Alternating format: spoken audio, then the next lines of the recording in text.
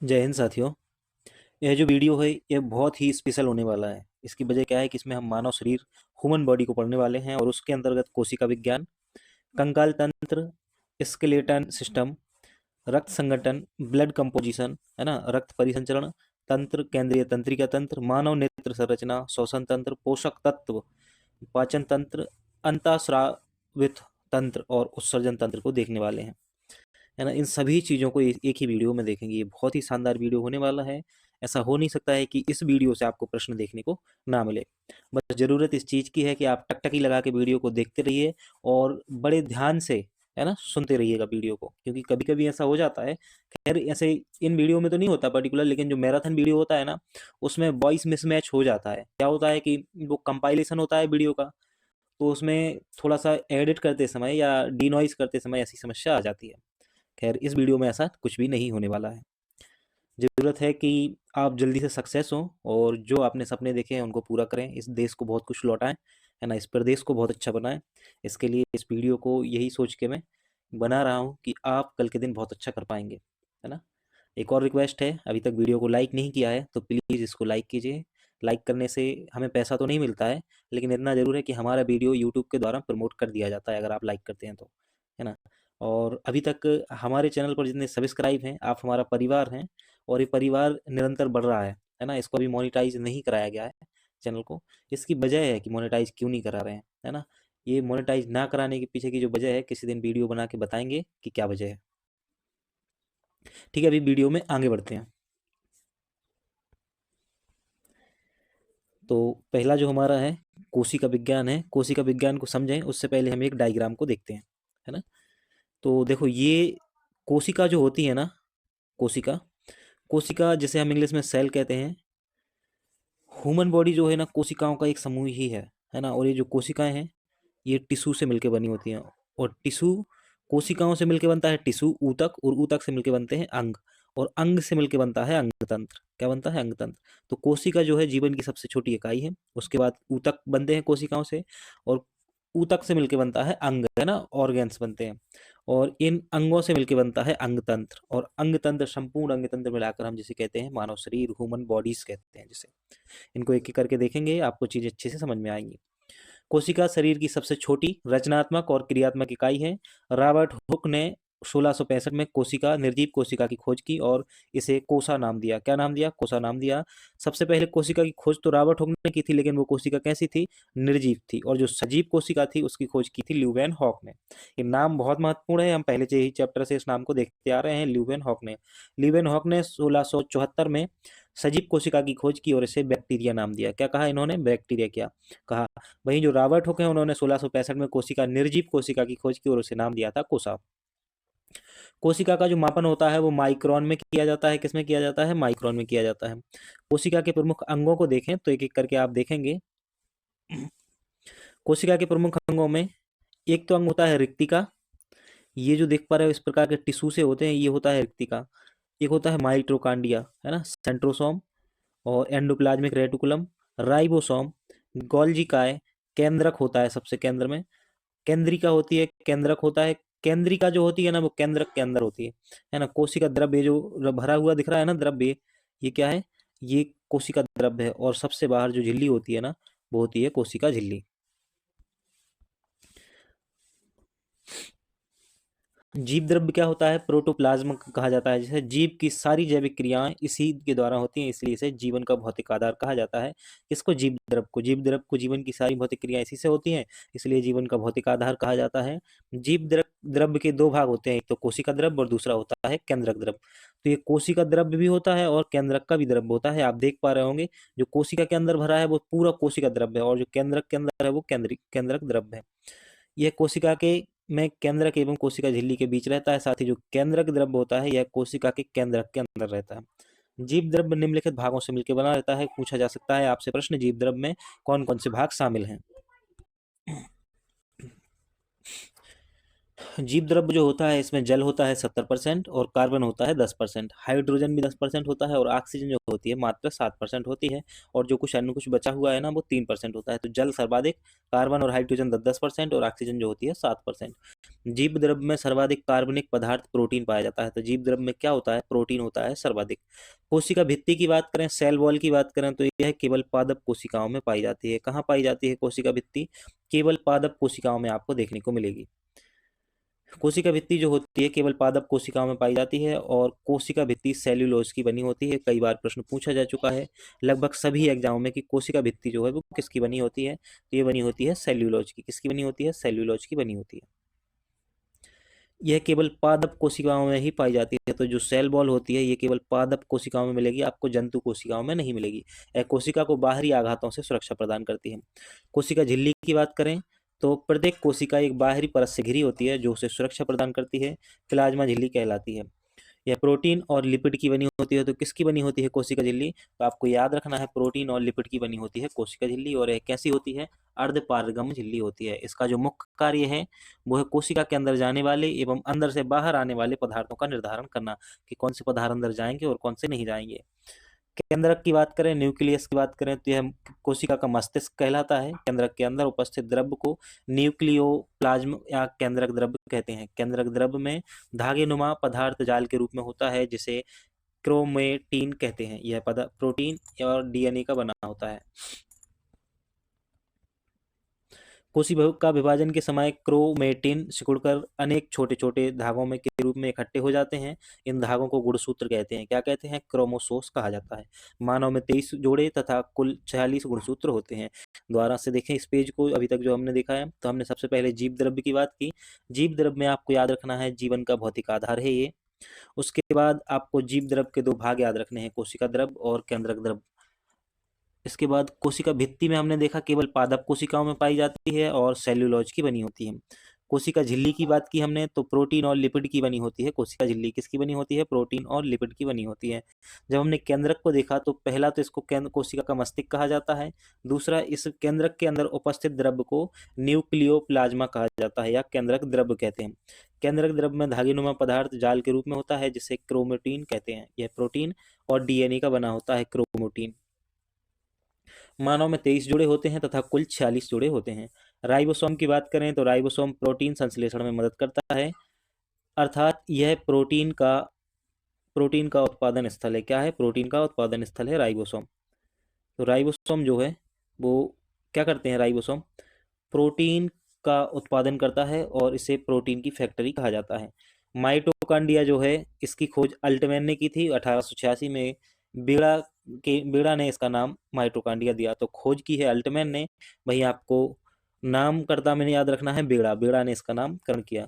कोशिका का श्वसन स्थल कहलाता है, साथ ही इसको कोशिका का पावर हाउस भी कहा जाता है माइटोकांड्रिया को। माइटोकांड्रिया की खोज अल्टमैन ने, नाम रखा बेड़ा ने। यह कोशिका का श्वसन स्थल है, इसको कोशिका का पावर हाउस कहा जाता है। लाइसोसोम की खोज जो की है वो की है डी डुबे ने। किसने की है, डी डुबे ने इसकी खोज की है। और इसका जो प्रमुख कार्य है बैक्टीरिया और मृत कोशिकाओं को नष्ट करना, इसका कार्य है लाइसोसोम का। कई बार मृत कोशिकाओं को नष्ट करने के लिए ये खुद ही नष्ट हो जाती है, इसलिए इसे आत्महत्या की थैली भी कहा जाता है। आपसे प्रश्न पूछा जा सकता है आत्महत्या की थैली किसे कहा जाता है, लाइसोसोम, टिक करके आना है। तारक काय की बात करें, सेंट्रोसोम की बात करें तो यह कोशिका विभाजन में सहायक होता है। निम्नलिखित में से कौन सा कोशिका विभाजन में सहायक होता है, उनमें से चार में से एक ऑप्शन होगा तारक काय, सेंट्रोसोम। गोल्जी कॉय की बात करें तो इसकी खोज जो है वो कैमिलो गोल्जी नामक वैज्ञानिक ने की थी। यह पौधों में कोशिका भित्ति के निर्माण और जंतु कोशिका में लाइसोसोम के निर्माण में सहायक होता है गोल्जी कॉय। यह प्रोटीन और वसा अणुओं को संवहन करती है, इसलिए इसे यातायात प्रबंधन कहा जाता है। अंतः प्रदब्य जालिका की बात करें तो कोशिका द्रव्य में थैलीनुमा संरचना होती है, अंतः प्रदब्य जालिका, एंडोप्लाज्मिक रेटिकुलम। ये जो होता है ना, क्या होता है, कोशिका द्रव्य में होती है थैलीनुमा संरचना। इस संरचना के कुछ भागों पर छोटी छोटी कणिकाएं लगी रहती हैं, इसे राइबोसोम कहते हैं। यह न्यूक्लियोप्लाज्मा और साइटोप्लाज्मा के बीच संबंध स्थापित करती है। इसे कोशिका का अंतः कंकाल कहा जाता है। यह दो प्रकार की होती है, स्मूथ एंडोप्लाज्मिक रेटिकुलम और रफ एंडोप्लाज्मिक रेटिकुलम। स्मूथ जो होती है इसमें क्या होता है, इसमें राइबोसोम अनुपस्थित होते हैं और लिपिड का संश्लेषण होता है। तो जो एंडोप्लाज्मिक रेटिकुलम है ये दो प्रकार के होते हैं। इसमें जो स्मूथ वाला होता है इसमें राइबोसोम नहीं होता है, वहीं बल्कि जो रफ एंडोप्लाज्मिक रेटिकुलम है ना, इसमें राइबोसोम उपस्थित होता है। यह प्रोटीन का संश्लेषण करती है। तो जो रफ एंडोप्लाज्मिक रेटिकुलम है यह करती है प्रोटीन का संश्लेषण। रिक्तिका की बात करें तो यह जंतु कोशिका में अधिक किंतु छोटे आकार की होती है, परंतु कोशिका में कम किंतु बड़े आकार की होती है पादप कोशिका में। जो पादप कोशिका है उसमें रिक्तिका कम होती है लेकिन बड़े आकार की होती है, और जो जंतु कोशिका होती है ना उसमें रिक्तिका अधिक होती हैं परंतु छोटे आकार की होती हैं। जो रिक्तिका का कार्य है, कोशिका में जल संतुलन करना रिक्तिका का कार्य है, और रिक्तिका का आवरण टोनोप्लास्ट का बना होता है। जो रिक्तिका का आवरण होता है ना वो किसका बना होता है? टोनोप्लास्ट का। लवक की बात करें, प्लास्टिड की बात करें तो यह केवल पादप कोशिकाओं में पाए जाते हैं। यह 3 प्रकार के होते हैं। कितने प्रकार के होते हैं? 3 प्रकार के होते हैं। हरित लवक, अवर्णी लवक और वर्णी लवक। अभी हमने देखा था कोशिका भित्ति, वो भी पाई जाती है केवल पादप कोशिकाओं में, और जो लवक है, लवक भी पाया जाता है। जो लवक है, लवक भी पाया जाता है केवल पादप कोशिकाओं में। यह 3 प्रकार के होते हैं: हरित लवक, अवर्णी लवक और वर्णी लवक। हरित लवक क्या होते हैं? तो इसके अंदर एक हरे रंग का पदार्थ पर्णहरित होता है। इसी की सहायता से पौधा प्रकाश संश्लेषण करता है और भोजन बनाता है। इसीलिए हरित लवक को पादप कोशिका की रसोई कहा जाता है। तो हरित लवक को क्या कहा जाता है? पादप कोशिका की रसोई कहा जाता है, किचन ऑफ द प्लांट कहा जाता है। और जो अवर्णी लवक होते हैं यह रंगहीन होते हैं। यह पौधों के उन भागों की कोशिका में पाया जाता है जहाँ सूर्य का प्रकाश नहीं पहुंच पाता है, जैसे भूमिगत जड़, तनों आदि में। वर्णी लवक की बात करें तो ये रंगीन लवक होते हैं। ये प्रायः लाल, पीले, नारंगी रंग के होते हैं। ये पौधों के रंगीन भाग में जैसे फूल, फल आदि में पाए जाते हैं। उदाहरण के लिए टमाटर का लाल रंग जो है वो लाइकोपियन के कारण होता है। किसके कारण होता है टमाटर का लाल रंग? लाइकोपिन के कारण टमाटर का लाल रंग होता है। वहीं गाजर का नारंगी रंग है जो, वह कैरोटीन के कारण होता है। अब हम कोशिका के प्रकारों को देखेंगे। केंद्रक की उपस्थिति और अनुपस्थिति के आधार पर इसके 2 भागों में बांटा गया है। केंद्रक की जो उपस्थिति और अनुपस्थिति के आधार पर इन्हें 2 भागों में बांटा गया है। जो पहली है वो है प्राकैरियोटिक और दूसरी है यूकैरियोटिक, है ना। प्रोकैरियोटिक में क्या होता है? यहाँ प्रो का अर्थ होता है एब्सेंट और कैरियो का अर्थ होता है केंद्रक। जिन केंद्रकों में केंद्रक अनुपस्थित या कम विकसित होता है उन्हें प्रोकैरियोटिक कहा जाता है। कोशिका का आकार छोटा होता है और यह एक कोशिकीय जीवों में पाई जाती है। तो प्रोकैरियोटिक कोशिका किन में पाई जाती है? जो एक कोशिकीय जीव होते हैं। उदाहरण के लिए यह कोशिका जीवाणु, वायरस, साइनोबैक्टीरिया और प्रोटोजोआ में पाई जाती है। और यूकैरियोटिक की बात करें तो ये बना है यू और कैरियो से। तो यू का अर्थ होता है प्रेजेंट और कैरियो का अर्थ होता है केंद्रक। जिन कोशिकाओं में केंद्रक उपस्थित होता है या अधिक विकसित होता है उन्हें हम यूकैरियोटिक कोशिका कहते हैं। यह कोशिका का बड़ा आकार होता है और यहाँ यही एक बहुकोशिकीय जीवों में पाई जाती है। जंतु कोशिका, पादप कोशिका व कवक कोशिका आदि यूकैरियोटिक कोशिका का हिस्सा है। अब हम कंकाल की बात करेंगे और एक एक चीजों को देखेंगे क्या क्या महत्वपूर्ण हो सकता है। मानव शरीर का ढांचा हड्डियों का बना होता है। सभी हड्डियां एक दूसरे से जुड़ी रहती हैं। हड्डियों के ऊपर मांसपेशियां होती हैं जिनकी सहायता से हड्डियों के जोड़ों को हिलाया डुलाया जाता है। हड्डियां एवं मांसपेशियां शरीर के आंतरिक भागों की सुरक्षा करती हैं। मनुष्य के शरीर में 206 हड्डी पाई जाती हैं। नवजात शिशु में 300 हड्डियां होती हैं। तो जो मनुष्य का शरीर होता है ना उसमें 206, वहीं जो नवजात शिशु होता है उसमें 300 हड्डियां होती हैं। हड्डियों का अध्ययन ऑस्टियोलॉजी कहा जाता है। क्या कहा जाता है? ऑस्टियोलॉजी कहा जाता है। वहीं मानव शरीर का ढांचा बनाने वाले अंग को कंकाल कहते हैं। कंकाल के कार्य देखें तो क्या होता है? कंकाल शरीर को एक निश्चित आकार एवं आकृति प्रदान करता है। प्राणियों के प्रचलन में सुगमता प्रदान करता है। कंकाल की मज्जा गुहा बसा एकत्रित करने का कार्य करती है। प्रश्न पूछा जा सकता है कंकाल की मज्जा गुहा का क्या कार्य है? तो ये बसा एकत्रित करती है। जीवित अंतः कंकाल लाल रुधिर कणिकाओं का निर्माण करता है। क्या करता है? लाल रुधिर कणिकाओं का निर्माण करता है। कंकाल में कैल्शियम एवं फास्फोरस संचित होता है। आवश्यकता पड़ने पर समय समय पर शरीर को उपलब्ध होता है। कंकाल तंत्र के प्रकार देखें तो एक तो होता है बाह्य कंकाल और एक होता है अंतः कंकाल। बाह्य कंकाल में क्या होता है? शरीर की बाहरी सतह पर पाए जाने वाले कंकाल को बाह्य कंकाल कहा जाता है। बाह्य कंकाल की जो उत्पत्ति भ्रूणीय एक्टोडर्म या मीसोडर्म से होती है। भ्रूणीय एक्टोडर्म या मीसोडर्म से होती है। और उदाहरण के लिए नाखून, बाल, सींग, खुर, कछुओं की ऊपरी त्वचा जो है वो बाह्य कंकाल का उदाहरण है।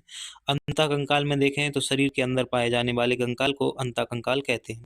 यह मांसपेशियों से ढका होता है और इसकी उत्पत्ति जो है मीसोडर्म से होती है। किससे होती है? मीसोडर्म से।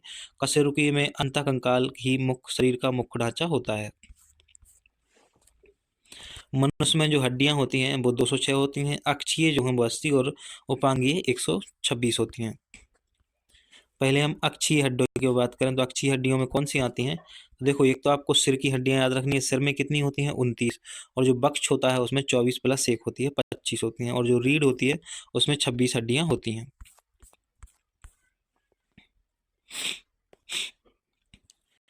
इस भाग में कमर के ऊपर वाला भाग शामिल होता है। अक्षीय हड्डियों में सिर के 3 उपभाग होते हैं। इसके 3 उपभाग होते हैं। एक तो सिर, है ना। जो सिर है इसमें 29 हड्डियां होती हैं, जिसमें चेहरे में 14, खोपड़ी में 8, कान में 6 और गले में 1 होती है। वक्ष जो है, वक्ष इसमें कुल 25 हड्डियां होती हैं और दोनों वक्ष में 12-12 हड्डियों के बीच एक स्टर्नम हड्डी भी होती है। 12-12 हड्डियों के बीच क्या होता है? एक स्टर्नम हड्डी भी होती है। बैकबोन की बात करें तो वयस्क पुरुषों में रीढ़ की हड्डी की संख्या 26 व बच्चों में ये 33 होती है। उपांगीय की बात करें तो इसमें कंधे में 4 हड्डियां होती हैं, अग्रपाद में 60, पश्चपाद में 60 और कूल्हा जो होता है ना उसमें 2 हड्डियां होती हैं। उपांगीय की बात करें, सबसे पहले कंधा, शोल्डर, इसे अंश मेखला और कॉलर बोन भी कहा जाता है। इसे शरीर की सबसे सुंदर हड्डी की संज्ञा दी गई है कि इसको कॉलर बोन को। इसकी संख्या जो है 4 होती है। अग्रपाद की बात करें तो इसमें दोनों हाथ की मिलाकर 60 हड्डियां होती हैं। इसके हुमरस, रेडियो अल्ना, रेडियस, कार्पलस, मेटाकार्पलस और फेलेंजस आदि हड्डियां शामिल हैं। पश्चपाद की बात करें तो इसमें दोनों पैर की मिलाकर 60 हड्डियां होती हैं। इसमें फीमर, पटेला, टेबुया, फेबुला, टार्लस, मेटाटार्लस और फेलेंज आदि हड्डियां शामिल हैं।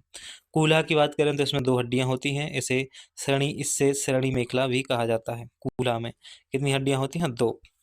हड्डियों से संबंधित कुछ तथ्यों को एक ही जगह देखेंगे तो जो ओसीन होता है, ओसीन हड्डियों में उपस्थित प्रोटीन को ओसीन कहते हैं। और ये ओरिटियोलॉजी हड्डियों का अध्ययन होता है।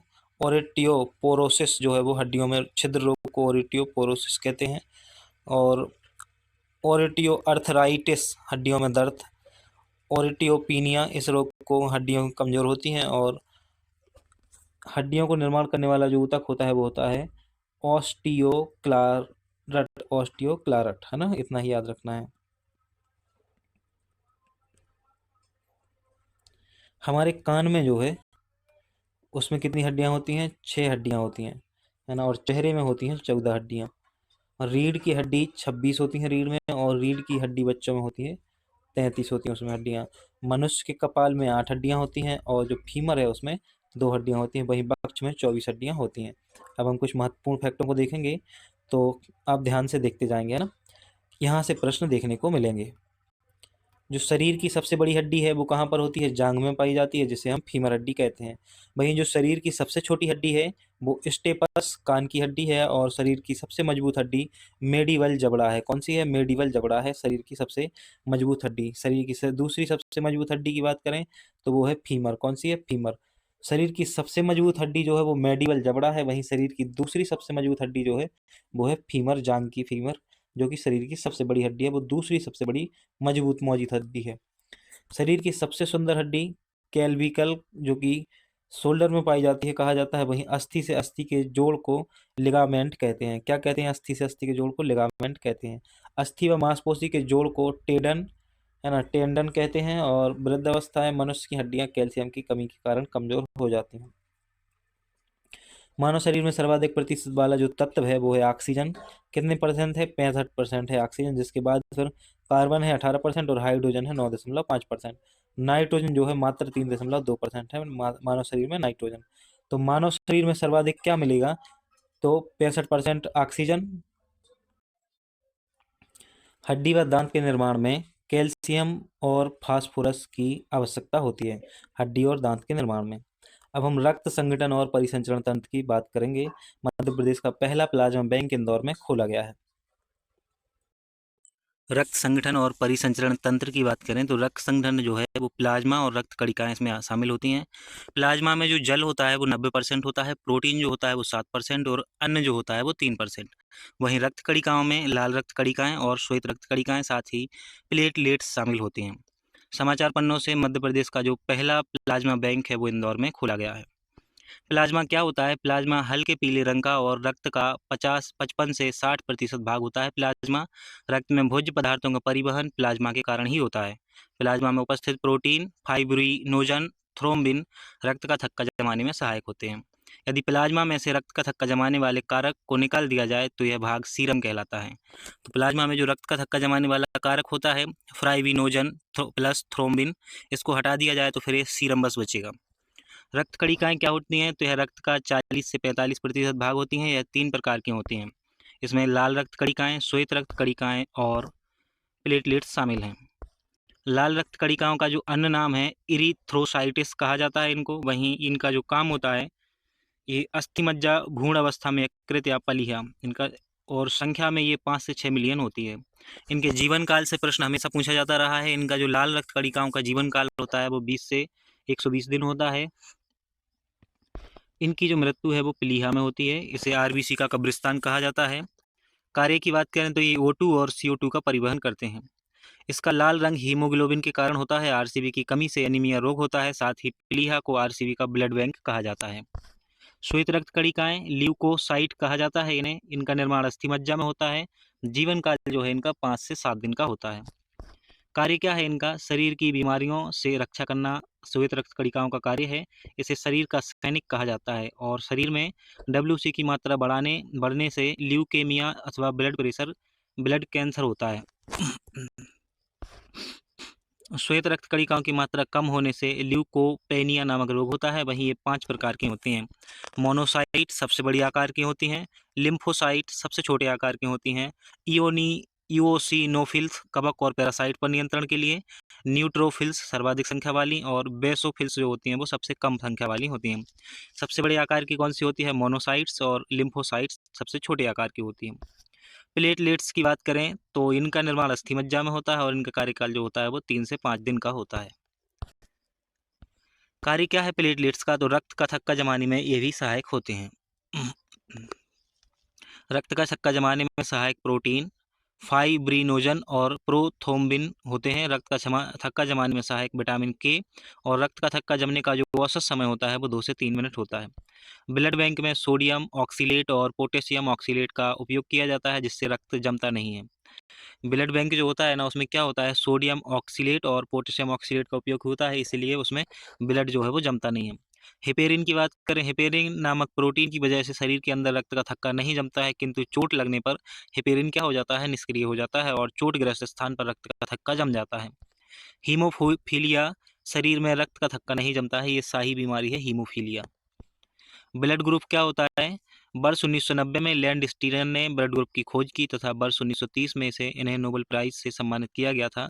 ब्लड ग्रुप को 4 प्रकार में बांटा गया है, ए, बी, AB और O। रक्त समूह को देखेंगे, एंटीजन देखेंगे, एंटीबॉडी देखेंगे, किसे रक्त दे सकते हैं और किसे रक्त ले सकते हैं। तो जो रक्त समूह ए है, इसका एंटीजन ए है और एंटीबॉडी बी है। ये किसे रक्त दे सकते हैं? जो रक्त समूह के व्यक्ति हैं वो अपना रक्त जो है रक्त समूह ए और रक्त समूह ए बी को दे सकते हैं। साथ ही ले सकते हैं सिर्फ ए से, और रक्त समूह ओ से ले सकते हैं। जो बी समूह वाले हैं वो बी और ए बी को तो दे सकते हैं, लेकिन ले सिर्फ बी और ओ से सकते हैं। इसका आप स्क्रीनशॉट ले लो, अगर मैं समझाऊंगा तो आपको कन्फ्यूजन हो सकता है, इसलिए आप इसका स्क्रीनशॉट ले लें और इसको बाद में पढ़ सकते हैं। नोट की बात करें तो सामान्य ब्लड ग्रुप ओ जो है वो सर्वदाता होता है, जबकि ब्लड ग्रुप ए बी जो है वो सर्वग्राही माने जाते हैं। परंतु RH फैक्टर के आधार पर ब्लड ग्रुप ओ को सर्वदाता तथा ब्लड ग्रुप AB प्लस को सर्वग्राही माना जाता है। यहाँ पर संभावना दी हुई है कि अगर माता पिता का ब्लड ग्रुप होगा जो, तो उसके आधार पर संतानों के ब्लड ग्रुप क्या होने की संभावना है। RH फैक्टर क्या होता है? रीसस बंदर पर वर्ष 1940 में लैंडस्टीनर व बीनस ने शोध किया, और जिसके बाद पाया कि कुछ बंदर ब्लड ग्रुप में RH उपस्थित था तो कुछ में नहीं था। इसी आधार पर ब्लड ग्रुप को पॉजिटिव RH उपस्थित होता है उनको पॉजिटिव कहते हैं, और जिनमें RH नहीं होता है उनको नेगेटिव में विभाजित कर दिया गया। रक्त परिसंचरण की बात करें तो रक्त परिसंचरण तंत्र की खोज जो है वो विलियम हार्वे ने की थी, और यह मानव हृदय के निम्न भाग होते हैं। इसमें आलिंद की बात करते हैं। सबसे पहला है क्या? आलिंद। यह हृदय का ऊपरी भाग होता है। इसके दो प्रकार होते हैं, एक तो बायां आलिंद होता है और एक होता है दायां आलिंद। दाएं आलिंद में जो है वो अशुद्ध रक्त प्रवाह होता है। कैसा रक्त? CO2 युक्त रक्त प्रवाह होता है वो किसमें? दाएं आलिंद में। और जो दाएं आलिंद में सुपेरियर वेना कावा खुलती है जो शरीर को अशुद्ध रक्त दाएं आलिंद में ले आती है। शरीर से जो अशुद्ध रक्त आता है ना वो दाएं आलिंद में लाता है कौन? सुपीरियर वेना कावा से आता है। वहीं बाएं आलिंद में शुद्ध रक्त होता है, O2 युक्त रक्त होता है, ऑक्सीजन युक्त होता है।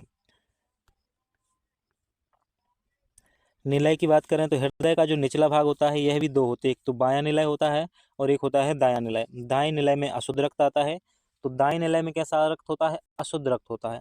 और बाएं निलय में कैसा रक्त होता है? शुद्ध रक्त प्रवाह होता है। दाएं निलय से पल्मोनरी धमनी अशुद्ध रक्त को हृदय से फेफड़ों तक ले जाती है, और जो बायां निलय है, निलय से धमनियां शुद्ध रक्त को हृदय से शरीर तक ले जाती हैं। कौन सी? बाईं निलय। सिरा क्या होता है? इसमें अशुद्ध रक्त प्रवाह होता है। इसका रंग नीला होता है। यह त्वचा के बिल्कुल नीचे स्थित होती है। कौन? सिरा। कार्य क्या है? शरीर से हृदय तक रक्त को ले जाना। जो अशुद्ध रक्त होता है शरीर का, उसको ये क्या करती हैं? पूरे शरीर से इकट्ठा करके कहाँ ले जाती हैं? हृदय में ले जाती हैं। वहीं जो धमनी होती हैं, इनमें शुद्ध रक्त प्रवाह होता है और ये हृदय से रक्त को लेकर पूरे शरीर में ले जाती हैं हृदय से। कौन? धमनी। पल्मोनरी धमनी क्या है? इसमें अशुद्ध रक्त प्रवाह होता है, रक्त को हृदय से फेफड़ों तक ले जाती है पल्मोनरी धमनी। वही पल्मोनरी सिरा जो है वो क्या करती है? इसमें शुद्ध रक्त प्रवाह होता है, ये फेफड़ों से हृदय में रक्त ले जाती है, शुद्ध रक्त को।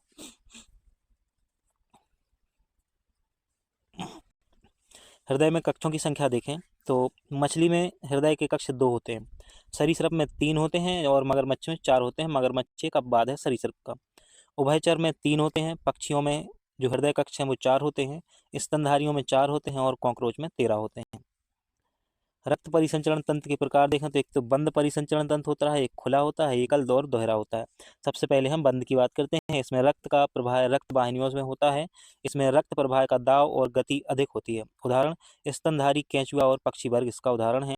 ये बंद रक्त परिसंचरण के उदाहरण है। इसमें क्या होता है? रक्त का प्रवाह रक्त वाहिनियों में होता है। खुला रक्त परिसंचरण की बात करें तो इसमें रक्त का जो प्रवाह है रक्त वाहिनियों में ना होकर मुक्त शरीर में होता है। और इसका उदाहरण जो है आर्थ्रोपोडा और आर्थ्रोपोडा यानी कि कॉकरोच और मोलस्का ऑक्टोपस में इसका ये उदाहरण है। एकल रक्त परिसंचरण की बात करें तो इसमें रक्त का जो प्रवाह है हृदय में एक बार होता है। इसका कारण पल्मोनरी अनुपस्थित है और हृदय कक्षों की संख्या केवल 2 है, इसलिए एकल रक्त परिसंचरण में हृदय में एक ही बार रक्त का प्रवाह होता है। उदाहरण के लिए मछली वर्ग, शरीर, हृदय, गिल्स और शरीर, है ना। दोहरा रक्त परिसंचरण देखें तो इसमें रक्त का प्रवाह जो है हृदय में 2 बार होता है। कितने बार? 2 बार।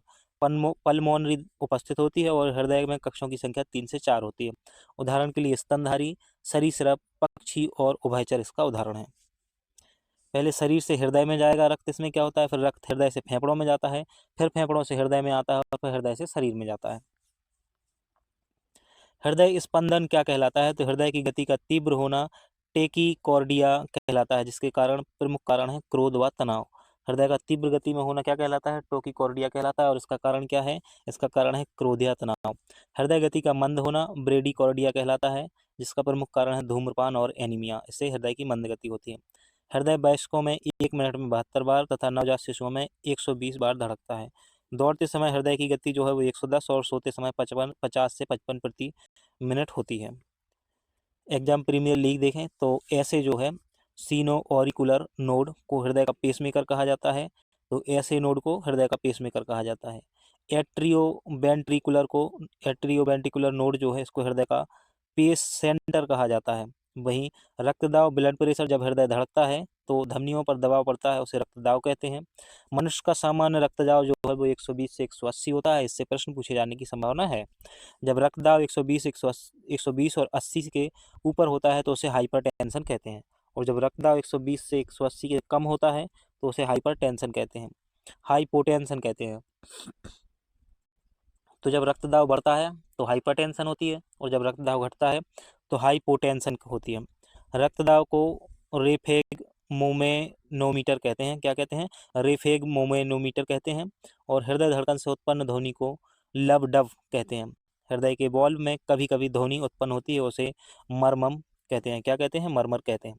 अब हम केंद्रीय तंत्र की बात करेंगे तो केंद्रीय तंत्र में मस्तिष्क और मेरुरज्जु शामिल हैं। इसमें मस्तिष्क जो होता है इसमें अग्र मस्तिष्क, मध्य मस्तिष्क और पश्च मस्तिष्क होता है। अग्र मस्तिष्क का हिस्सा है सेरिबेलम, थैलेमस और हाइपोथैलेमस से अग्र मस्तिष्क का हिस्सा है। आपसे सीधे प्रश्न पूछा जा सकता है निम्नलिखित में से कौन सा अग्र मस्तिष्क का हिस्सा नहीं है।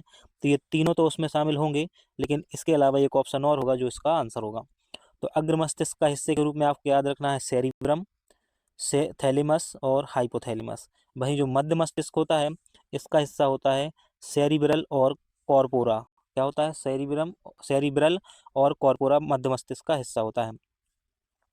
वहीं पश्च मस्तिष्क का जो हिस्सा होता है उसमें आता है सेरिबेलम। क्या? सेरिब्रल नहीं, सेरिबेलम। सेरिबेलम शामिल होता है उसमें। पोन्स और मेडुला ओब्लागांटा ओब्लागांटा इसका हिस्सा होता है। यहाँ पर ब्रेन के डायग्राम को आप देख सकते हो, है ना। मस्तिष्क की बात करें तो मस्तिष्क, मानव मस्तिष्क में क्रेनियम हड्डियों के नीचे दबा रहता है। मस्तिष्क का जो वजन है वो 1400 ग्राम होता है। मस्तिष्क के 3 परतें पाई जाती हैं जिनका ऊपर से नीचे की ओर क्रम है ड्यूरामेटर, आर्कनोइड और पियामेटर। तो ये मस्तिष्क में परतें होती हैं जो उनका क्रम है, सबसे ऊपर होती है ड्यूरामेटर, उससे फिर आर्कनोइड और उसके नीचे पियामेटर होती है। अग्र मस्तिष्क की बात करें, मस्तिष्क का सबसे बड़ा व विकसित भाग होता है। इसके 3 निम्न भाग होते हैं। सेरिब्रम, अग्र मस्तिष्क में शामिल है सेरिब्रम, थैलेमस और हाइपोथैलेमस।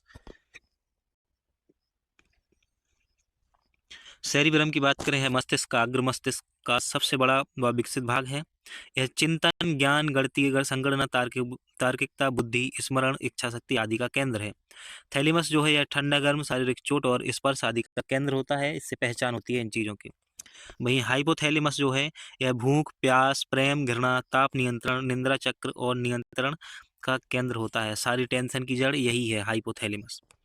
मध्य मस्तिष्क की बात करें तो यह अग्र मस्तिष्क और पश्च मस्तिष्क दोनों से छोटा होता है। मध्य मस्तिष्क, इसके 2 भाग होते हैं, एक तो होता है कार्पोरा क्वाड्रिजेमिना, वहीं दूसरा होता है सेरिब्रल पेडिकल।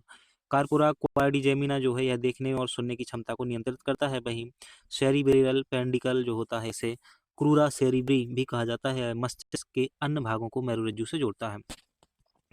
पश्च मस्तिष्क जो होता है इसके 3 भाग होते हैं, सेरिबेलम, मेंडुला ऑब्लागांटा और पोस पोस है ना। सेरिबेलम जो है यह शरीर का संतुलन बनाने में सहायक होता है।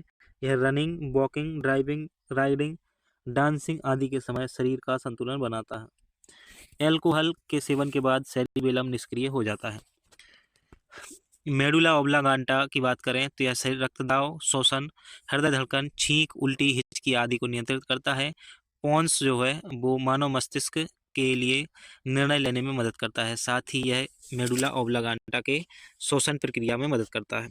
मेरुरज्जु की बात करें तो यह प्रतिवर्ती क्रिया को नियंत्रित करता है। ऐसी क्रिया जिनका मस्तिष्क को पता नहीं होता है और मेरुरज्जु के द्वारा संपन्न होती है उन्हें प्रतिवर्ती क्रिया कहते हैं। उदाहरण के लिए पलकों का झपकना, मुंह में पानी आना आदि प्रतिवर्ती क्रियाओं का सर्वप्रथम उल्लेख मार्शल हॉल वैज्ञानिक द्वारा किया गया था। इसे किसका काम है? मेरुरज्जु का काम है। अब हम न्यूरॉन की बात करेंगे, तंत्रिका कोशिका की बात करेंगे तो यह मस्तिष्क की सबसे छोटी इकाई है न्यूरॉन। मानव शरीर की सबसे लंबी कोशिका भी है न्यूरॉन। मस्तिष्क की सबसे छोटी इकाई है लेकिन मानव शरीर की सबसे लंबी कोशिका न्यूरॉन है। न्यूरॉन के अध्ययन को न्यूरोलॉजी कहा जाता है और न्यूरॉन में कोशिका विभाजन नहीं होता है। साइटोन की बात करें तो न्यूरॉन के निम्न भाग होते हैं। साइटोन यह अंडाकार और केंद्रीय भाग होता है, इसे न्यूरॉन का न्यूक्लियस भी कहा जाता है। साइटोन जो होता है इसे न्यूरॉन का क्या कहा जाता है? न्यूक्लियस कहा जाता है। वहीं डेंड्राइड जो है यह धागेनुमा संरचना होती है जिसकी संख्या एक या अधिक होती है। इनका आधार मोटा व सिराएं पतली होती हैं। शरीर को प्राप्त संकेतों को साइटोन को भेजता है। एक्सॉन की बात करें तो यह न्यूरॉन का सबसे लंबा भाग होता है। ये एक्सॉन साइटोन से प्राप्त सूचनाओं को ग्रहण करके अन्य ऊतकों या पेशियों तक पहुंचाता है। एक्सॉन के ऊपर माइलिन शीथ प्रोटीन की परत पाई जाती है जो सूचनाओं को जल्दी प्रेरित करने में मदद करती है। न्यूरॉन के प्रकार देखें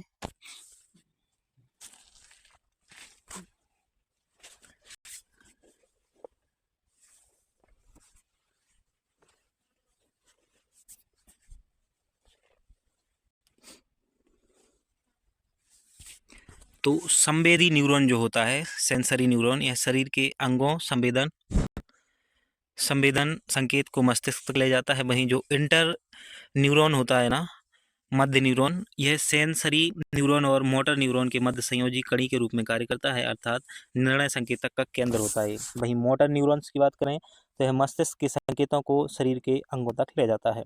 मस्तिष्क से संबंधित रोग की बात करें तो पार्किंसन, मस्तिष्क से संबंधित रोग देख रहे हैं, यहाँ से क्वेश्चन देखने को मिल जाता है। पार्किंसन, इसे में संपूर्ण शरीर में कंपन उत्पन्न होता है। अल्जाइमर, इसमें दिमागी बुखार, स्मृति विकार उत्पन्न हो जाता है अल्जाइमर के द्वारा। और इन्फ्लाइटिस, चमकी बुखार की बात करें तो अधिक तापमान के कारण यह बुखार होता है। चमकी बुखार अधिक तापमान के कारण होता है। कोमा की बात करें तो इसमें मस्तिष्क के उद्दीपन का समाप्त अभाव हो जाता है।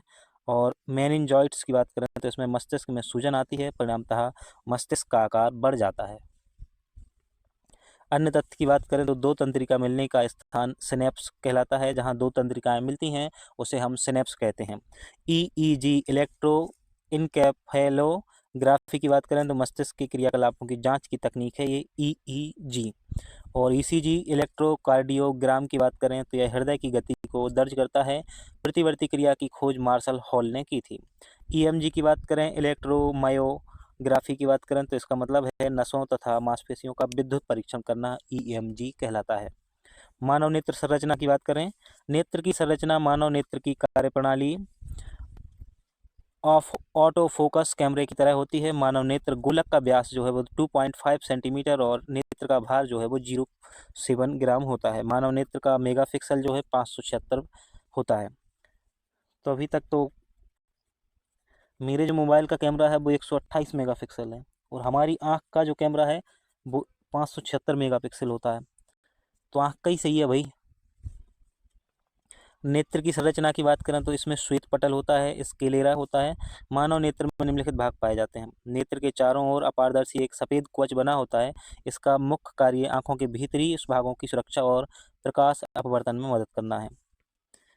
तो इस डायग्राम को आप देख सकते हो, है ना। कार्निया की बात करें, आंख दान देते समय यही भाग डोनेट किया जाता है। प्रकाश की किरणें इसी भाग में अपरिवर्तित होकर नेत्र में प्रवेश करती हैं। आइरिस क्या होता है, यह कॉर्निया के पीछे एक अपारदर्शी रंगीन झिल्ली होती है। आइरिस कॉर्निया के पीछे एक अपारदर्शी रंगीन झिल्ली होती है। इसका जो मुख्य कार्य है वो पुतली के आकार को नियंत्रित करना है। और आइरिस का रंग सामान्यतः काला होता है और कुछ लोगों में यह नीला और भूरा भी हो सकता है। आइरिस का रंग कैसा होता है, सामान्यतः तो काला होता है, लेकिन कुछ लोगों में यह नीला और भूरा भी देखने को मिलता है। नीली नीली आंखें, है ना। पुतली, आइरिस के बीच वाले केंद्र काले छिद्र को पुतली कहते हैं, जहां से प्रकाश प्रवेश करता है। पुतली का आकार कम प्रकाश में बड़ा और अधिक प्रकाश में छोटा हो जाता है। नेत्र लेंस की बात करें तो आइरिस के पीछे लचीले पारदर्शक पदार्थ का लेंस होता है जो हमें वस्तु को देखने में मदद करता है।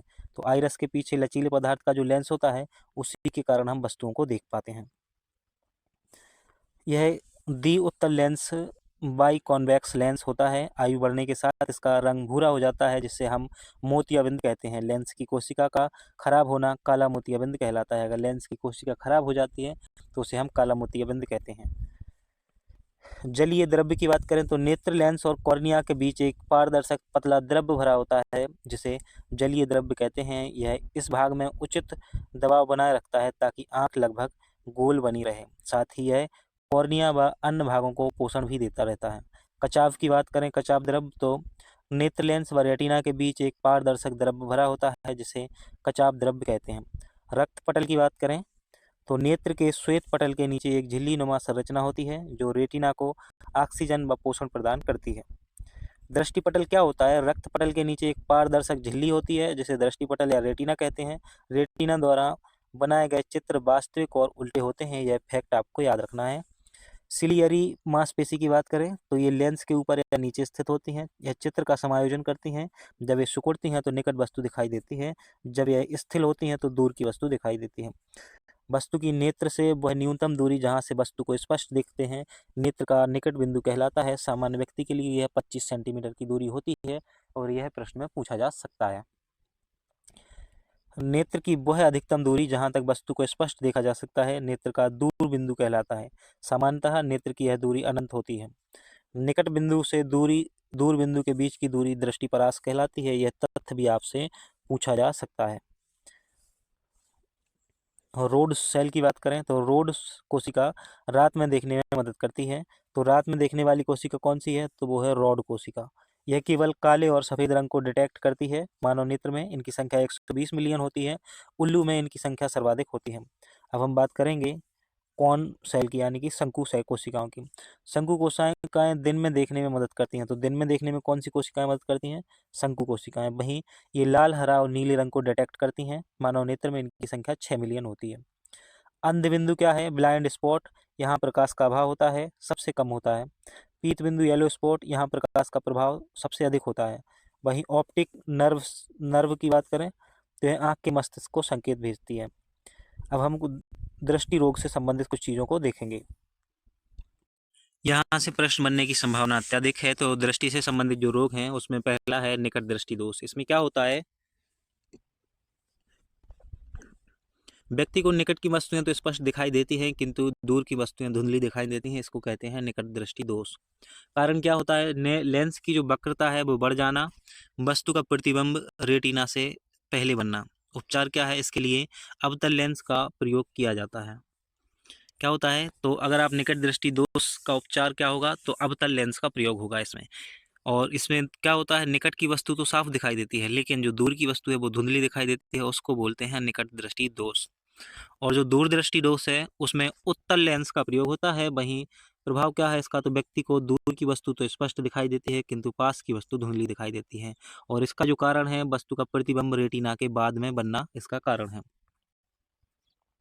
जरा दृष्टि दोष क्या होता है? व्यक्ति को दूर और पास दोनों की वस्तुएं इसमें धुंधली दिखाई देती हैं। सिलियरी मांसपेशी के कम होने पर या उम्र बढ़ने के कारण जरा दृष्टि दोष होता है।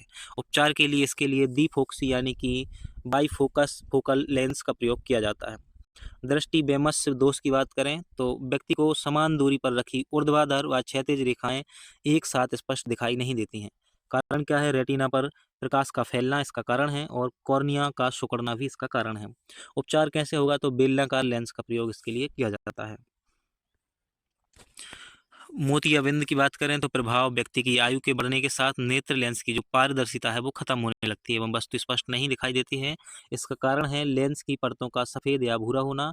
उपचार के लिए मोतियाबिंद युक्त लेंस को हटाकर एक कृत्रिम लेंस लगा दिया जाता है, जिसे इंट्रा ऑक्यूलर लेंस कहा जाता है। अब हम श्वसन तंत्र को देखेंगे। तो सबसे पहले श्वसन तंत्र के विभिन्न अंगों को देखते हैं। श्वसन तंत्र क्या होता है? प्रत्येक जीव को ऑक्सीजन की आवश्यकता होती है। जीव को कार्बनिक भोज्य पदार्थों का विघटन करके ऊर्जा प्रदान करती है। भोज्य पदार्थों के विघटन की यही प्रक्रिया, यही श्वसन कहलाती है। प्रत्येक जीव को ऑक्सीजन की आवश्यकता होती है, और ऑक्सीजन जीव को कार्बनिक भोज्य पदार्थों का क्या विघटन करने में ऊर्जा प्रदान करती है। भोज्य पदार्थों के विघटन की यही प्रक्रिया जो है वो श्वसन है। श्वसन की यह क्रिया फुसफुसों यानी कि लंग्स से ही संपन्न होती है, अतः इसे फुसफुस श्वसन भी कहते हैं। पल्मोनरी रेस्पिरेशन भी कहते हैं ना। श्वसन की संपूर्ण प्रक्रिया में ऑक्सीजन रुधिर से मिलती है तथा CO2 शरीर से निष्कासित होती है, अतः इसे गैसीय विनिमय भी कहते हैं। श्वसन तंत्र में वायु का जो प्रवाह है नाक से ग्रासनली और गला, और फिर श्वासनली, फिर श्वसनी, और फिर वायुकोष्ठ में जाता है। मानव श्वसन तंत्र के विभिन्न अंग हैं। घ्राण तंत्र, घाटी तंत्र, टेंटुआ, फेफड़ा। फेफड़ा क्या होते हैं? फेफड़ा का मुख्य कार्य रक्त में ऑक्सीजन पहुंचाकर शुद्ध रक्त को शुद्ध करना। इन्हें वॉशरमैन ऑफ बॉडी कहा जाता है। वॉशरमैन ऑफ बॉडी कहा जाता है। दाएं फेफड़े का आकार बड़ा और अधिक वजनी लगभग 350 ग्राम होता है, जबकि बाएं फेफड़े का आकार छोटा और कम वजनी होता है, ये 250 ग्राम का होता है। ग्रसनी की बात करें तो यह ग्रासनली एवं वायुनाल के मध्य क्रोसिन पाथ का कार्य करती है। लेयरिंग्स की बात करें तो इन्हें स्वर रज्जु कहा जाता है, यहीं से स्वर की उत्पत्ति होती है। श्वास नली की बात करें तो इसे विंड पाइन भी कहा जाता है। छींक का प्रारंभ यहीं से होता है, और ट्रेकिया और में श्लेष पदार्थ उपस्थित होता है, जो धूल कण व बैक्टीरिया को फेफड़ों में जाने से रोकता है। श्वसनी की बात करें तो फेफड़ों में उपस्थित लोब्स के समूह को ब्रांकाई कहा जाता है। फेफड़ों में कुल 5 लोब्स उपस्थित होते हैं। वायुकोष्ठ या फेफड़ों की सबसे छोटी इकाई है, इसमें ही गैसों का आदान प्रदान होता है, और ये 200 से 300 मिलियन तक कूपिकाओं की संख्या होती है इनमें। डायफ्राम यह फेफड़े का निचला भाग होता है, जो ऑक्सीजन को ग्रहण करके कार्बन डाइऑक्साइड को छोड़ने में सहायता प्रदान करता है। क्या? डायफ्राम। थोरैक्स की बात करें, यह फेफड़ों का ऊपरी भाग होता है, जो कि फेफड़ों और हृदय को सुरक्षा प्रदान करता है। कौन? थोरैक्स। प्रमुख जीवों के श्वसनीय अंग की बात करें तो मछली में जो श्वसन अंग होते हैं वो गलफड़े, मेंढक में त्वचा अथवा फेफड़े, और केंचुआ या लीच जोंक में त्वचा ही श्वसन अंग होती है। कॉकरोच, कीट और आर्थ्रोपोडा में जो श्वसन अंग होता है वो ट्रेकिया, बिच्छू में बुकलग, और स्तनी पक्षी, व्हेल, मछली और डॉल्फिन में फेफड़ा मुख्य श्वसनीय अंग होते हैं। अब हम श्वसन वर्णक की बात करेंगे, जीव और वर्णक का रंग देखेंगे। तो जो हीमोग्लोबिन है वो श्वसन वर्णक के रूप में मानव में होता है और ये लाल रंग का होता है। वहीं हीमोसाइनिन ऑक्टोपस में होता है और ये नीले रंग का होता है। और हीमोफिलक में कॉकरोच होता है और ये ट्रांसपेरेंट पारदर्शी होता है। ब्रीथिंग की बात करें, ब्रीथिंग यह एक भौतिक क्रिया है। इस क्रिया में गैसों का आदान प्रदान होता है। इनकी दर जो है वो 12 से 15 प्रति मिनट होती है। इसमें प्रतिदिन 400 से 500 ml जल निकलता है। ब्रीथिंग तो इसमें इनहेल और एक्सहेल की बात हमें करनी नहीं है। इस फैक्ट को, इस डाटा को याद रखने की जरूरत नहीं है ना। श्वसन की बात करें, यह एक जैव रासायनिक क्रिया है। इसे सामान्यतः कोशिकीय श्वसन भी कहा जाता है। यह 2 प्रकार का होता है, ऑक्सी श्वसन और अनाक्सी श्वसन। सबसे पहले हम ब्रीथिंग और रेस्पिरेशन में ये अंतर दिया हुआ है, इसको भी आपको जानने की जरूरत नहीं है। अनाक्सी और ऑक्सी श्वसन यहाँ पे दिया हुआ है, तो इसको आपको याद रखना है। जो ऑक्सी श्वसन है वायवीय श्वसन, यह ऑक्सीजन की उपस्थिति में होता है। वहीं जो अनाक्सी श्वसन है, अवायवीय श्वसन है, वो ऑक्सीजन की अनुपस्थिति में होता है। बस इतना ही आपको याद रखना है, इसमें और कुछ याद रखने की जरूरत नहीं है। एग्जाम बहुत करीब है, हर चीज याद रख भी नहीं सकते हो। एग्जाम प्रीमियर लीग की बात करें तो एटीपी जो है, एंडोनोसिन ट्रिप्सोफेट, इसे करेंसी ऑफ एनर्जी कहा जाता है। अधिक जिम या हार्ड वर्क करने में शरीर के मसल्स में दर्द लैक्टिक अम्ल के कारण होता है। यह अनॉक्सी श्वसन का उदाहरण है।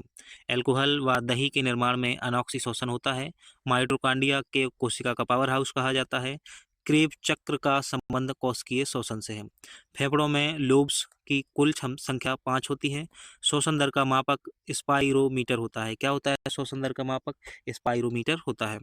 रात में कार्बन डाइऑक्साइड की मात्रा बढ़ जाए तो श्वसन दर बढ़ती है। रात में कार्बन डाइऑक्साइड की मात्रा अगर बढ़ जाए तो श्वसन दर बढ़ती है। और तोते में लैरिंक्स की जगह सिरेंक्स होता है, जिसके कारण ये थोड़ा थोड़ा बोलता है।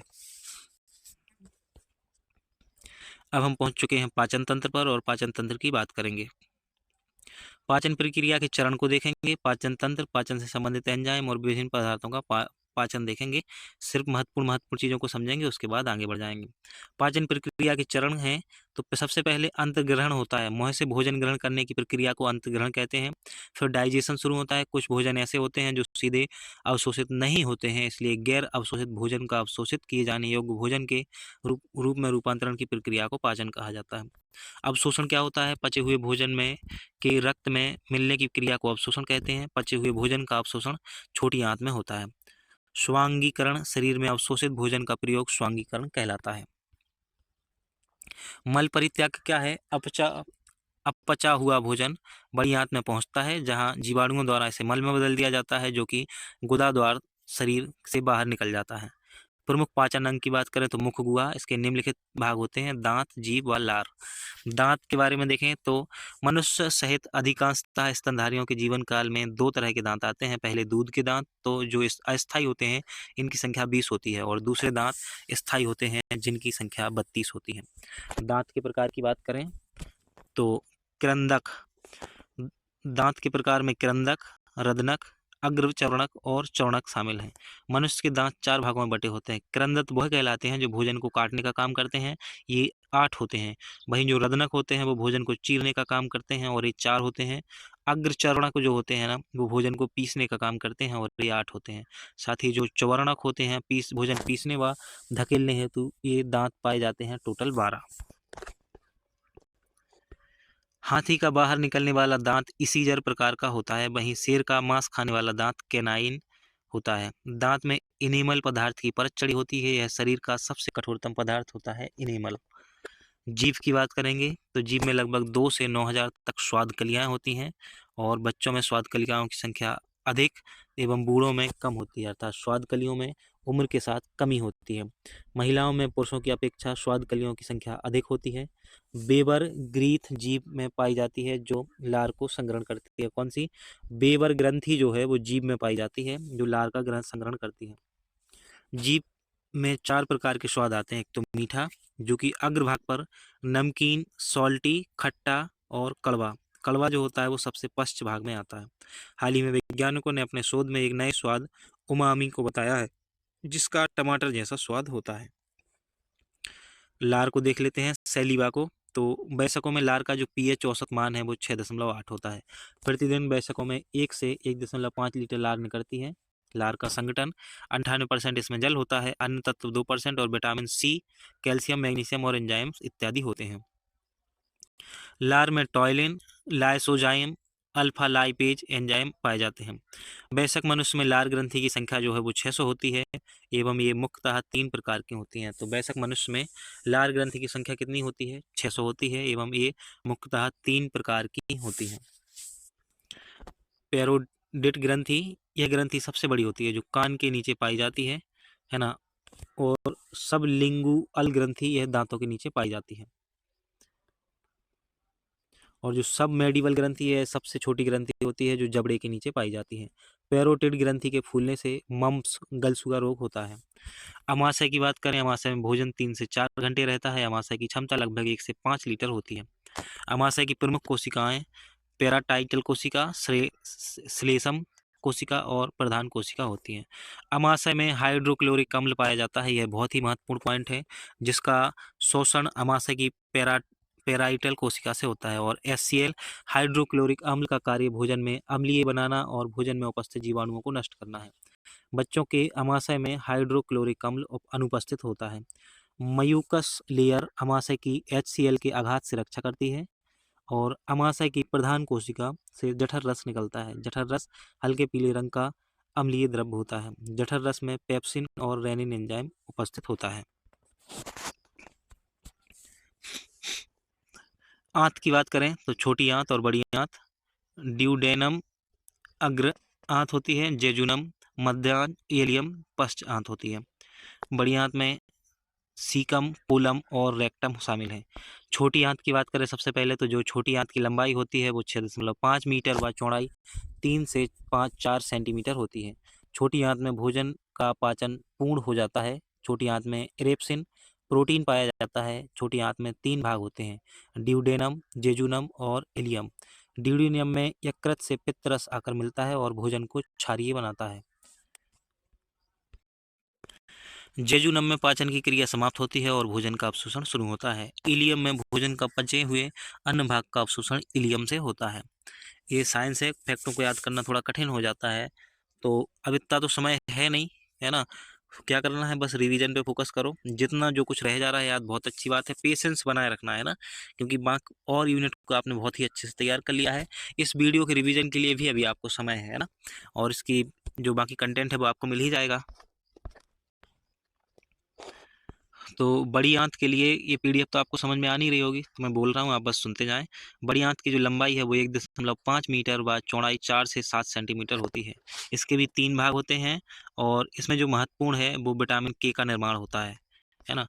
पाचन से संबंधित एंजाइम देखें तो ग्रंथि रस देखेंगे। जो लार है, लार, ये एंजाइम निकलता है कौन सा? टाइलिन और लाइसोजाइम।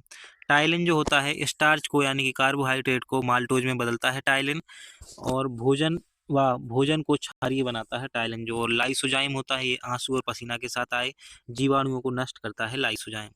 जठर रस की बात करें तो इसका जो एंजाइम है वो है पेप्सिन, प्रोटीन को तोड़कर पेप्टोस में बदलता है पेप्सिन। और रेनिन जो होता है कैसिन, जो कि दूध में उपस्थित प्रोटीन है, को तोड़कर पैरा कैसिनेट में बदल देता है। अमाशय से निकलता है ट्रिप्सिन, है ना। अमाशय से क्या निकलता है? ट्रिप्सिन। ये पेप्सिन के द्वारा बनाए गए पेप्टोस को पॉलीपेप्टिड में बदलता है, अमीनो अम्ल में बदलता है ट्रिप्सिन। और एमाइलेज जो अमाशय से निकलता है ना, अग्नाशय से निकलता है ना, ये टाइलिन के द्वारा बनाए गए माल्टोज को ग्लूकोज में बदलता है एमाइलेज, है ना। ये किससे निकलते हैं? अग्नाशय रस से निकलते हैं, ट्रिप्सिन और एमाइलेज। और लाइपेज की बात करें तो वसा को बसीय अम्ल में ग्लिसरॉल में बदल देता है। अब हम अंतःस्रावी तंत्र की बात करेंगे तो इसमें अंतःस्रावी ग्रंथियां देखेंगे, बाह्यस्रावी ग्रंथियां देखेंगे और मिश्रित ग्रंथियां देखेंगे। कार्बोहाइड्रेट जो होता है, तो विभिन्न पदार्थों का पाचन देखें तो कार्बोहाइड्रेट जो होता है, इसका सबसे पहले पाचन मुख गुहा में होता है। मुख गुहा टाइलिन कार्बोहाइड्रेट को माल्टोज में बदल देता है और छोटी आंत जो है वो एमाइलेज माल्टोज को ग्लूकोज में बदल देता है। क्या होता है, इस पीडीएफ को तो आप देख नहीं पा रहे होंगे, तो मैं समझा रहा हूँ आपसे, बस आप समझते जाएं। जो कार्बोहाइड्रेट है इसका पाचन शुरू होता है मुख गुहा में, और जो टाइलिन है कार्बोहाइड्रेट को माल्टोज में बदलता है। कार्बोहाइड्रेट को टाइलिन जो है वो माल्टोज में बदलेगा सबसे पहले, है ना। और ये जो माल्टोज में बदला गया है, छोटी आंत में जाके एमाइलेज जो है वो इसको माल्टोज को ग्लूकोज में बदल देगी।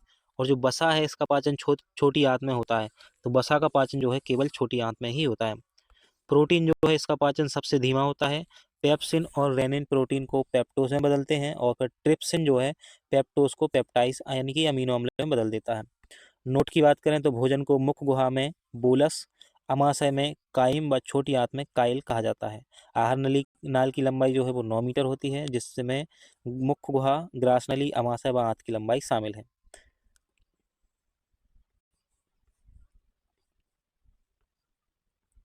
अंतःस्रावी तंत्र की बात करें,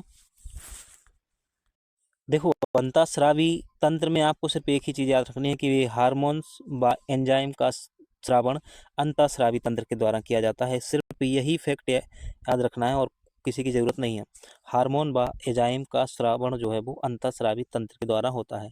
और जो थॉमस एडिसन के को अंतःस्रावी का विज्ञान का क्या कहा जाता है, थॉमस एडिसन को जनक कहा जाता है। ये ग्रंथियां 3 प्रकार की होती हैं। कौन कौन सी? अंतःस्रावी ग्रंथियां, बाह्यस्रावी ग्रंथियां और मिश्रित ग्रंथियां। अंतःस्रावी ग्रंथियां क्या होती हैं? ऐसी ग्रंथियां जिनके द्वारा हार्मोन का स्रावण होता है। ये ग्रंथियां नलिका विहीन होती हैं, जिसमें हार्मोन्स का परिवहन सीधे रक्त से होता है। उदाहरण के लिए पीयूष ग्रंथि, थायराइड ग्रंथि और पैराथायराइड ग्रंथि अंतःस्रावी ग्रंथियों का उदाहरण है। और जो बाह्यस्रावी ग्रंथियां हैं, ये ग्रंथियां जिनके द्वारा एंजाइम का स्रावण होता है, ये नलिकाएं युक्त होती हैं, जैसे स्वेद ग्रंथि, यकृत ग्रंथि और दुग्ध ग्रंथि, तेल ग्रंथि भी इसमें शामिल है। मिश्रित ग्रंथि में हार्मोन हार्मोन व एंजाइम दोनों का स्रावण होता है। तो आपको याद क्या रखना है, अंतःस्रावण ग्रंथि जो है इसमें हार्मोन्स का स्रावण होता है। बाह्य श्रावणी श्रावी ग्रंथि जो है इसमें एंजाइम का स्रावण होता है। और जो मिश्रित ग्रंथि है इसमें दोनों का स्रावण होता है, जैसे अग्नाशय ग्रंथि। प्रमुख ग्रंथियां व उनसे निकलने वाले हार्मोन्स को देखें तो जो पीयूष ग्रंथि होती है, ये मस्तिष्क में पाई जाती है। महत्वपूर्ण पॉइंट कहाँ पाई जाती है? मस्तिष्क में। और यह मटर के दाने के समान होती है। यह शरीर की सबसे छोटी अंतःस्रावी ग्रंथि है। पीयूष ग्रंथि अन्य ग्रंथियों को हार्मोन्स निकालने में क्या करती है? मदद करती है, इसीलिए इसे मास्टर ग्रंथि के नाम से जाना जाता है। सर्वाधिक 13 हार्मोन्स इसी ग्रंथि से निकलते हैं। पीयूष ग्रंथि से निकलने वाले हार्मोन्स में एसटीएच, सोमेट्रोटोपिन हार्मोन से इसे वृद्धि हार्मोन्स कहा जाता है। इसकी कमी से व्यक्ति बौना व अधिकता से भीमकाय हो जाता है। शरीर की सबसे छोटी ग्रंथि पीनियल ग्रंथि है, किंतु अधिकतर परीक्षाओं में पीयूष ग्रंथि विकल्प के रूप में रहती है, अतः अपने स्वविवेक का प्रयोग करें। जबकि पीयूष ग्रंथि है शरीर की सबसे छोटी दूसरी दूसरी सबसे छोटी ग्रंथि है ना, दूसरी, हाँ। और सबसे छोटी ग्रंथि कौन सी है? पीनियल ग्रंथि है। अगर पीनियल ग्रंथि हो तो पीनियल टिक करनी है, और अगर पीयूष ग्रंथि होती है तो पीयूष ग्रंथि टिक करेंगे। एमएसएच की बात करें तो यह हार्मोन्स त्वचा की सुरक्षा करता है, और इसकी कमी से एडिशन रोग हो जाता है। ऑक्सीटोसिन हार्मोन्स, यह हार्मोन्स गाय भैंस में दूध उत्पादन बढ़ाने के में सहायक होता है। कौन सा? ऑक्सीटोसिन। यह हार्मोन्स मनुष्य के अंदर दुख, दर्द, प्रेम, सोशल बॉन्डिंग करने में मदद करता है। प्रोलैक्टिन की बात करें तो यह वृद्धि हार्मोन्स है, जो गर्भावस्था में स्तनों की वृद्धि और दूध के स्रावण को प्रेरित करता है। एडीएच की बात करें, एंटी ड्यूरेटिक हार्मोन्स से बेसोप्रेसिन हार्मोन्स भी कहा जाता है। इसकी कमी से यूरिन में सांद्रता आ जाती है, जिससे किडनी फेल होने का डर रहता है। पीनियल ग्रंथि की बात करें तो यह ग्रंथि अग्र मस्तिष्क के थैलेमस भाग से होती है। यह शरीर की सबसे छोटी ग्रंथि है। कौन सी? पीनियल ग्रंथि। यह जैविक घड़ी की तरह कार्य करती है। इस ग्रंथि को शरीर की तीसरी आंख भी कहा जाता है। पीनियल ग्रंथि से स्रावित हार्मोन्स में मेलाटोनिन हार्मोन्स निंद्रा चक्र को नियंत्रित करता है। अंधेरे में इसका स्रावण अधिक व दिन में कम होता है। बच्चों में इस हार्मोन्स का स्रावण अधिक और बूढ़ों में कम होता है। जन्म से अंधा होने पर मेलाटोनिन हार्मोन्स के कारण जल्दी युवावस्था आ जाती है। थायराइड ग्रंथि की बात करें, थायराइड ग्रंथि गले में स्थित होती है। यह शरीर की सबसे बड़ी अंतःस्रावी ग्रंथि है। और अंतःस्रावी ग्रंथि कौन सा क्या निकालती है? हार्मोन्स, है ना। और जो बाह्यस्रावी ग्रंथि होती हैं वो क्या निकालती हैं, ये आप कमेंट बॉक्स में बताइए। अभी थोड़ी देर पहले बताया है आपको। इसका आकार एच के जैसा होता है और यह शरीर की सबसे बड़ी अंतःस्रावी ग्रंथि है। इसका द्वारा थायरोक्सिन और कैल्सिटोनिन हार्मोन स्रावित होता है। थायरोक्सिन की कमी से घेंगा, कैल्सिटोनिन हार्मोन्स रक्त में कैल्शियम की मात्रा अधिक होने पर निकलता है। पैराथायरॉयड ग्रंथि की बात करें, यह ग्रंथि गले में थायरॉयड ग्रंथि के पीछे स्थित होती है। इसकी संख्या 4 होती है। इस ग्रंथि में पैराथार्मोन्स हार्मोन स्रावित होता है। जब रक्त में कैल्शियम की मात्रा कमी होती है तब पैराथायरॉयड हार्मोन्स का स्रावण होता है। इसकी कमी से टिटेनी रोग व अधिकता से ऑस्टियोपोरोसिस हड्डी में छिद्र हो जाते हैं। थाईमरा ग्रंथि की बात करें तो थाईमरा ग्रंथि छाती में स्टर्नम हड्डी के पीछे स्थित होती है। और थाइमस ग्रंथि को प्रतिरक्षी ग्रंथि भी कहा जाता है। यह ग्रंथि हमारे श्वेत रुधिर कणिकाओं को ट्रेनिंग देने का कार्य करती है। यह ग्रंथि बचपन में बड़ी व वयस्क अवस्था में बसा के जमा होने के कारण लुप्त हो जाती है। इससे निकलने वाले हार्मोन्स में थाइमोसिन कहलाता है। इस हार्मोन्स की कमी से प्रतिरक्षा तंत्र कमजोर हो जाता है। अधिवृक्क या एडिनल की बात करें तो यह ग्रंथि जो है किडनी के ऊपर स्थित होती है। अधिवृक्क, इस ग्रंथि को आपातकालीन ग्रंथि भी कहा जाता है। जो अधिवृक्क होता है, इस ग्रंथि से निकलने वाली एड्रीनेलिन और कॉर्टिसोल हार्मोन्स हैं। एड्रीनेलिन हार्मोन्स को फाइट एंड फ्लाइट हार्मोन्स भी कहा जाता है।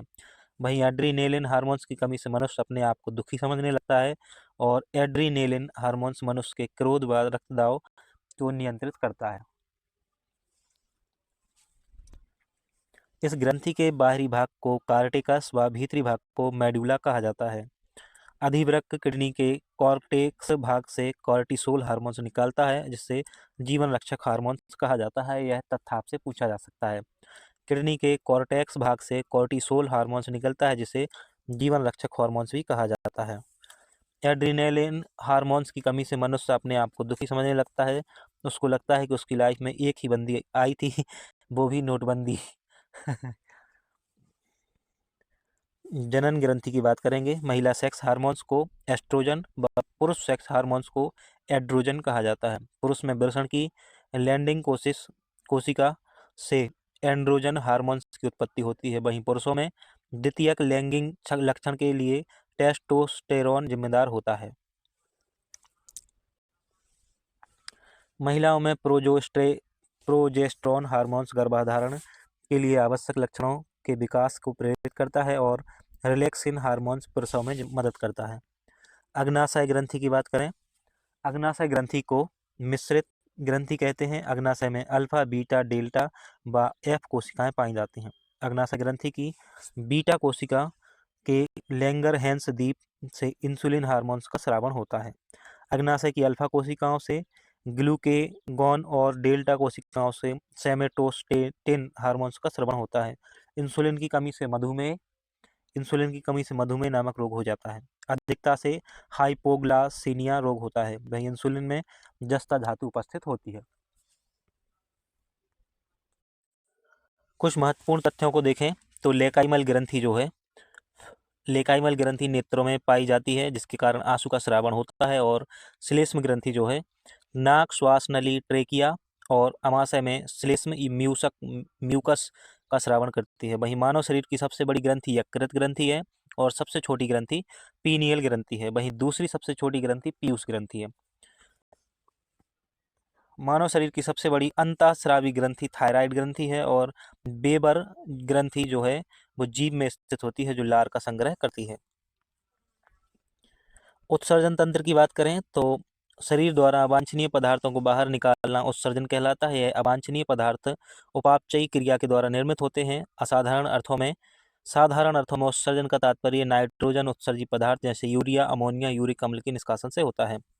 उपापचयी क्रिया क्या होती है? सजीवों के शरीर में होने वाले सभी जैव रासायनिक क्रियाओं संयुक्त रूप से उपापचय कहते हैं। इसके अंतर्गत दो प्रकार की क्रियाएं होती हैं, उपचय और अपचय, है ना। उपचय में साधारण अणु को जटिल अणु में बदलने की क्रिया अपचय कहलाती है। वहीं उदाहरण के लिए प्रोटीन का संश्लेषण। और अपचय में क्या होता है, जटिल अणुओं को सरल अणुओं में बदलने की क्रिया उपचय कहलाती है। जब जटिल अणुओं में बदलने की क्रिया होती है तो अपचय, और जब सरल में बदलने की क्रिया होती है तो उपचय। उदाहरण के लिए प्रोटीन से एमिनो एसिड का बनना। उत्सर्जी पदार्थ में अमोनिया, यूरिक अम्ल, यूरिया और गुआनिन आदि शामिल होते हैं। अब जो महत्वपूर्ण है सीधे उस पे आते हैं। तो उत्सर्जी अंध में फेफड़ों के बारे में देखेंगे। ये शरीर से कार्बन डाइऑक्साइड और जल वाष्प का उत्सर्जन करते हैं। क्या करते हैं, शरीर से कार्बन डाइऑक्साइड और जल वाष्प का उत्सर्जन करते हैं फेफड़े। वहीं लहसुन, प्याज, मूली के वाष्पशील घटक भी फेफड़े के द्वारा उत्सर्जित किए जाते हैं।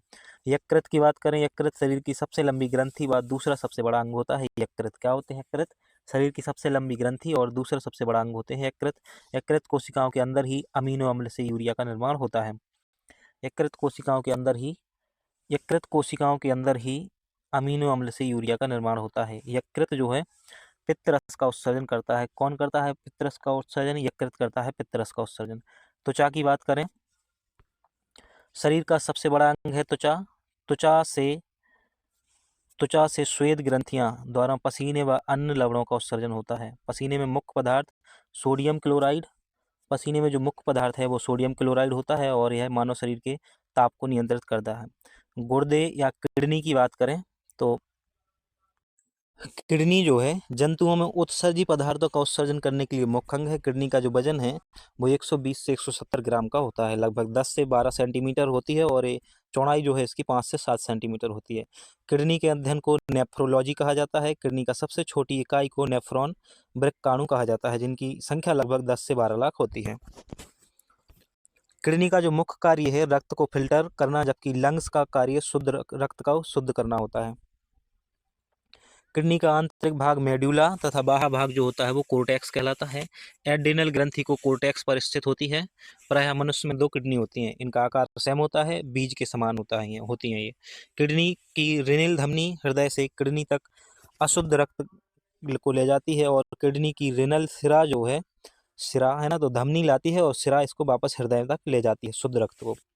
यूरिन का संगठन की बात करें तो नेफ्रॉन या ब्रेक नलिकाओं में रुधिर से छनकर आए जल एवं शेष उत्सर्जी पदार्थों के मिश्रण को यूरिन कहते हैं। यूरिन में जल की मात्रा 96% होती है, यूरिया की मात्रा 2% होती है और 2% अन्य पदार्थ इसमें शामिल होते हैं। 100 ml यूरिन में यूरिया की मात्रा मात्र 2 ग्राम होती है। यूरिन का पीला रंग यूरोक्रोम के कारण होता है और यूरिन के गंध का जो कारण है वो है यूरिनोड।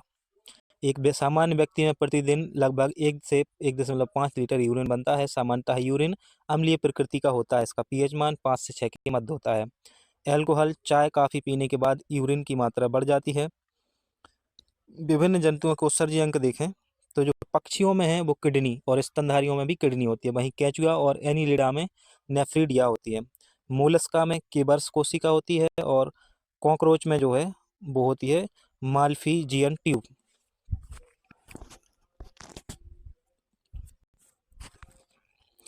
एग्जाम प्रीमियर लीग की बात देखें तो यूरीमिया जो है, इस रोग से रक्त में यूरिया की मात्रा बढ़ जाती है। लाल रक्त कणिकाओं का आकार बढ़ जाता है। किसके कारण, यूरीमिया रोग के कारण। और गुर्दे की पथरी की बात करें तो इस रोग में किडनी में कैल्शियम ऑक्जीलेट जमा हो जाता है, जिससे यूरिन के रास्ते में रुकावट आती है। इसे गुर्दे की पथरी बोलते हैं। लिथोट्रेप्सी में इस तकनीक का उपयोग पथरी के उपचार में किया जाता है, लिथोट्रेप्सी में। वहीं गठिया की बात करें तो रक्त में यूरिक एसिड की मात्रा बढ़ जाती है, जिससे जोड़ों में दर्द होता है। इसे कहते हैं गांठिया। और एडिसन रोग में, इस रोग में यूरिन में सोडियम की मात्रा बढ़ जाती है। साथ ही हिमेटर रोग में, इस रोग में यूरिन में रक्त की मात्रा बढ़ जाती है। डायलिसिस, किडनी खराब हो जाने पर कृत्रिम विधि द्वारा रक्त को फिल्टर करना डायलिसिस कहलाता है। प्रत्येक वर्ष किडनी दिवस मार्च माह में मनाया जाता है। पहला सफल किडनी ट्रांसप्लांट पीटर बेट के द्वारा वर्ष 4 मार्च 1954 को किया गया था। किसके द्वारा किया गया था, 1954 में 4 मार्च को किया गया था, पीटर बेट के द्वारा। बायोलॉजी में किसको क्या कहते हैं एक बार देख लेते हैं। यहाँ से प्रश्न पूछने की संभावना सबसे अधिक है, इसको आप ध्यान से देखिएगा। कोशिका का पावर हाउस माइटोकांड्रिया को कहा जाता है। कोशिका भी माइटोकांड्रिया को कहा जाता है। और कोशिका का जो मस्तिष्क है वो न्यूक्लियस को कहा जाता है, केंद्रक को कहा जाता है। जीवन का भौतिक आधार जो है वो जीव द्रव्य है और प्रोटीन की फैक्ट्री राइबोसोम को कहा जाता है। कोशिका का आयात प्रबंधक जो है वो गोल्जिकाय है और कोशिका की आत्महत्या की थैली जो है वो लाइसोसोम को कहा जाता है। कोशिका का परमाणु बम लाइसोसोम है और कोशिका का अंतःकंकाल तंत्र एंडोप्लाज्मिक रेटिकुलम को कहा जाता है। करेंसी ऑफ एनर्जी एटीपी को, वहीं आपातकालीन हार्मोन्स या ग्रंथि एडिनल ग्रंथि कहलाती है। मास्टर ग्रंथि पीयूष ग्रंथि को कहा जाता है। शरीर की तीसरी आंख पीनियल ग्रंथि कहलाती है। फाइट एंड फ्लाइट हार्मोन्स जो है वो एड्रीनल ग्रंथि है और शरीर की आर्मी के रूप में श्वेत रक्त कणिकाओं को जाना जाता है। हृदय का पेसमेकर एसए नोड और हृदय का पेस सेटर एवी नोड कहलाता है। पौधों की रसोई के रूप में क्लोरोफिल या क्लोरोप्लास्टर को जाना जाता है। इस वीडियो में इतना ही। उम्मीद करता हूँ आपको वीडियो अच्छा लगा होगा। इसका नेक्स्ट वीडियो भी जल्द ही देखने को मिलेगा आपको। ये यूनिट जल्द ही कंप्लीट हो जाएगी। हम इस बात के लिए क्षमा चाहेंगे कि हम इसका मैराथन वीडियो नहीं ला सके। जय हिंद साथियों।